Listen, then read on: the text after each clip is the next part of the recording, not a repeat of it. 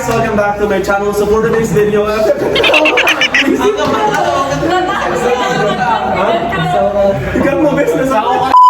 Hi guys, welcome back to my channel. So for today's video ay meron naman tayong bagong video, and this time it's gonna be another edition of Mukbang.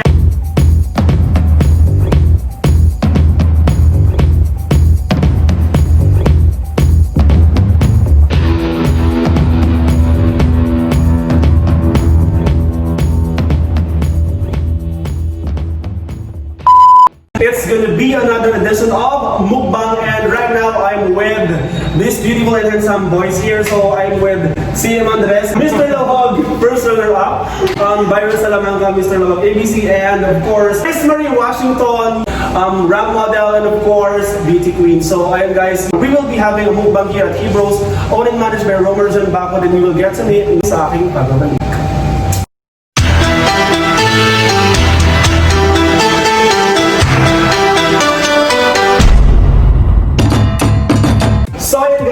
Dito na yung owner ng RTs, and of course, HEBROS yung ating kakainin for today's mukbang. And yun, ready na kaming kumain. Kakain lang tayo the whole time, and of course, you'll be asking either way kung sino man sa kanila yung tanong yan about this. Sa shoot na nangyari kanina kasi natatapos na namin pag-shoot.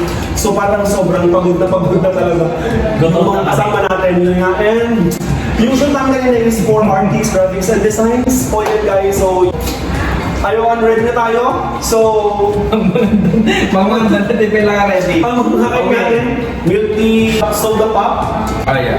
We have crispy bulaklak, crispy baggies, silog na bangus, hotdog, longganisa, tapsilog, and tocino. Tosilog. We also have honey garlic. Is that honey garlic? Yeah. Honey garlic chicken. We have Shanghai. We have calamares. We have chicharap and fries. So crispy baggies is already set. Chips. So everything is already set. So let the mukbang begin. Wow, let's eat! Yum yum! Sama mga naman. Nagbayad kayo?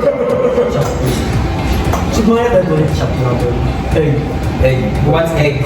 Ano may itlog? What egg meal? What egg? Ano itlog? Kamatis. Wen, siya. Kaya kung ano kaya kamatis go. Okay, kain lang ah. Tujuan niya. Kain lang, sige, huwag ka mahiya ha. Nagkimas din. Ano nagkimas din? Bawal mo. Guys, I'll be drinking the blueberry soda pop. Why is it soda pop? It's because if you're going to drink it, parang nagpa-pop yung mga pearl niya. Yan guys, so you have to try it. Only here in HEBROS, malapit sa pet shop guys. There are a lot of flavors for the soda pop. We have the green apple, strawberry, blueberry, Four seasons, and lemonade guys. So, yon. Saka meron pang passion fruit. Pero sold out kasi mas marami na bumibili nun as per CM. Masarap yun. Kasi si CM guys, Everyday. yung bahay niya malapit lang dito, dyan lang. So, siya yung pinaka main customer ng HEBROS. May tanong si BYRON kanina, yung tanong ni BYRON. Bakit po HEBROS ang pangalan niyo? Ay, siya. Ng Shop? Restaurant. Bakit Ito mas kasi pangalan namin ng mga babarkada. And HEBROS. Oh. Not really our initials, kaya lang yun lang yung napag-decidean namin. Parang biblical siya, at the same time parang contradictical kasi HEBROS, ang nangyari dito parang bar siya, resto bar, and may ATV, we serve drinks, we serve alcohol drinks. Kaya lang in the contrary, parang biblical siya at the same time. So, parang check and balance lang. Parang may balance siya. Parang may balance. Hindi yung puro ganito lang, ganito lang. Okay, so ganda naman pala ng Parang blessed na inuman na place. Oo. Next question please. CM. Kaya mo na si Sen kasi gutom. Kaya pa siyang gutom guys. Kasi siya yung pinakamagaling mag-post actually. Vegan. About si Washington. Kain lang. Gusto ko pa bang mag-build up ng another branch ng HEBROS near the mall. Near the mall. Well, it's a dream of an entrepreneur to branch out, maybe. So, if that permits, and then kung maraming tatangkilik, and then it's gonna have a name, why not, diba? It's another business venture to look forward to. Pero I think it would be better siguro, and the best time for that would be after COVID. I think so. Kasi, as in, I planned this place before COVID, and hindi ko na-look forward na ganito yung mga mangyayari. So parang, I think, napakahirap na mag-survive yung mga businesses right now. And for me personally, yung mga businesses ko, parang, we are striving. And by the way guys, dito na ako nakakita ng soda pop na ng ganitong inumin guys, transparent sa taas and nasa baba yung corner niya. If you go to mix it, it would look like the color of that particular drink na gusto niya iparating. So this one is blueberry, so naging ganito na siya, and you will see it later on yung mga kasama ko. I think si Byron meron na siya, ganito yung kulay ng kanyang lemonade. Yung Four Seasons hindi pa kasi na-mix masyado kasi sobrang uhaw na siya kanina, so ininom na lang niya, hindi na na-mix. And this one, the green apple, I think Washington will just have to mix it later on. Nag-make differ How does it taste like? Differ na din, ang una na pansin ko. Nagpapap. At flavor na. Bubuntak ka sa buka. The flavor lang the soda alone. I mean this one. It's lang something at acid na dyan. Diba? And malalasan mo talaga sa kanin yung yung blueberry niya. Ang sabi kasi ni CM, masarap na yung passion fruit, pero nung una niyang ininom kanina yung Four Seasons. How does the Four Seasons taste like? Taste good. Feeling good. How much would it cost me if I'm going to buy this? I think 65 pesos. 65 pesos guys. 65 pesos for... Hindi. Oo nga. Pero 65 and then just add 20 pesos for the 22 ounces. And then for 1 liter, I think it's only 85 pesos. 85. Ay, ang lang. 80, hindi. 65 ito, tapos yung 22 ounce, 75, then yung 1 liter is 85. 10 pesos lang? 10 pesos difference. Naglaka. Di ba tayo? Diba? Naglaka So, no, bumatang ka dapat ang 1 liter can kasi 20 pesos lang yung difference na. Yeah, so guys, that's a tip for you if you wanted to try HEBROS. If you want to try the soda pop, just add 20 pesos and it will be 1 liter. From the regular size. By the way, hindi lang guilty shop to. Parang inuman din with 80 resto bar. So if you want to chill out there, pwede rin punta dito na kayo lang. Actually, he's building up a room sa likod na pwede rin magkaroon ng private room with your friends. Na kayo lang, di ba? Na kayo lang. If yung mga nagdadago dyan na may kainuman na iba, may kabit. You can have it guys, available sa likod lang nito. And you can own the room guys. Ganun ka-private yung room.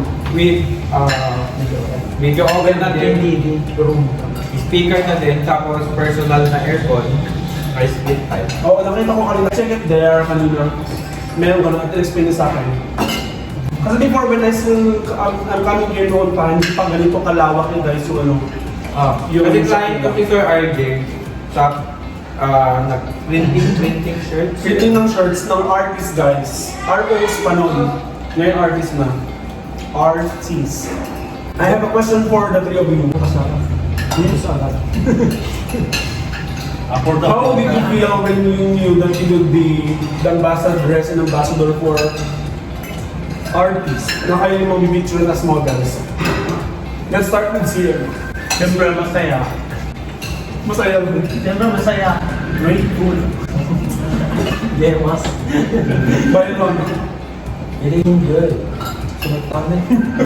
Feeling good. Wash. Okay naman, masaya kasi the opportunity mo naman para may-showcase mo para sa ganito sa panahon. And yung mga showcasing yung products na Go! terminate. So ayun guys, and actually, hindi ko in-expect na gano'n kahirap picture si CM. Kasi may picture ko na siya dati noong 2014 pa. Isa siya sa mga pioneer models ko, and ayun nga, medyo nagkaroon siya ng katawan ngayon. I mean, medyo bulky na siya. Wala siyang katawan na. Picture na guys, ito kakakita ko sa word here. Black. Yun guys, so ngayon, ito na siya. He's really bulky at now. Bulky. I mean, nagkalaman na yung katawan niya unlike before, di ba? As you can see in the vlog guys. So, Laman loob. and I did expect na medyo mahirap din picture si Byron at some point. Pag mahangin. Kasi mahangin, I mean, the hair will look messy and yun, hindi kasi bagay sa kanya yung messy hair. Kasi sobrang finish, mabuti, gwapo, napanamin. I watched naman, I expected na madali yung picture kasi she's really good in portraying the angle that you'd like to let her do. She's good. Yeah, good. Shout out kay Angelo Redden kung makakain banda dito guys. Kasi pumunta siya, bisita siya kasi we saw him kanina sa Robinsons. And the owner, Romer, invited him to be here. So, andyan siya ngayon guys. Hi! Imas. Nag-imas dito na nag-rent adapt na. Nag-imas adapt na dito ni Pranda. Teka dahil na nila eh. May imas pa yung udot na. Okay ka mga chicken sir, are you? I'm allergic to chicken. Since di ba, hindi lang. Guys, paubos na halos lahat ng ulam actually. Sobrang buhok namin.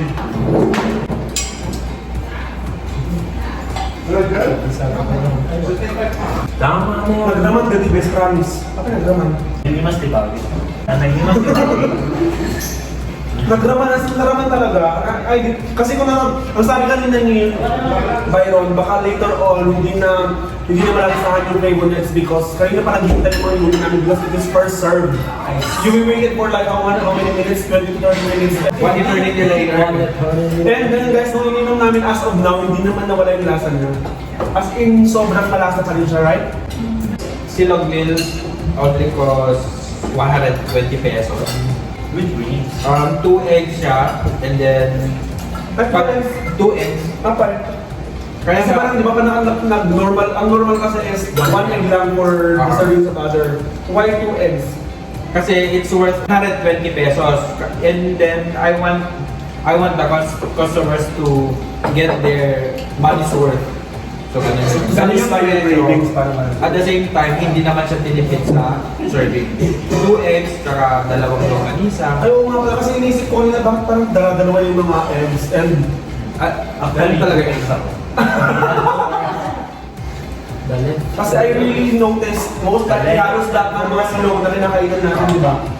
1 egg lang, even if Manila, they will really give you 1 egg only.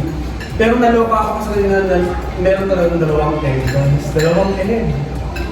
Para naman generous serving, di ba? HEBROS lang malakas. Eh, paano na lang pag nagbayad ka ng 120 tapos nabitin ka. Yun guys, almost finished na kami and luto na lahat kasi sobrang busog na kami pero meron pang mga pagkain dito. That's how generous Romer is guys. So, ayun, if you wanna try HEBROS, punta na kayo dito, malapit sa pen shop and ano pa bang malapit na dito? Malapit lang sa Establishments. Bonbon Bazaar guys, if you know that. Tapat lang niya yung HEBROS. And I believe everybody wants to check it out guys. So you should come here and try their food. Sobrang sarap and sulit din yung mga pagkain nila. So yun guys, before we end this mukbang, I just ask first yung mga kasama natin kasi sobrang busog nila. Tutulalan sila sa sobrang busog. How did you find the food? Or ano ba yung mga pagkain? Masarap ba? It was great, masarap, sobra. What about you, Byron? Mas masarap pa kaysa sa ex mo. Mas masarap sa Wow! Wow! Hindi nakakaumay. So yun guys, yung sabi naman mas masarap sa ex mo, di na ako kumain. How was the food? Of course, it's good because I finished it, diba? And ayun guys, if you wanna try again HEBROS, just come here right in front of Bonbon Bazaar and likod lang sa ng pen shop. And the place is very fancy, but of course, the foods are really affordable. Ang masa and halos lahat yata ng mga tao gusto kainin mo dito kasi you can have everything na gusto mong kainin dito. It's like fries, and all that. Like, andito kami lahat. So, O yung mga comfort food, mga cravings lang. andito na lang guys. So again, thank you so much, Romer and Tapon, for this opportunity. Sobrang nakakataba ng puso kasi sobrang dami kong pinakain sa amin. Nakakataba ng katawan, hindi na namin naubos lahat. And of course, we would like to thank yung mga models na nandito kasi they were the ones who pulled off the shoot na nangyari kanina. So, ayan guys, so thank you so much. And yun, if you want more of mukbangs in my channel, please don't forget to comment in the comment section down there. Thank you for watching. Don't forget to click the like button. Of course, don't forget to subscribe. Thank you for watching. Bye.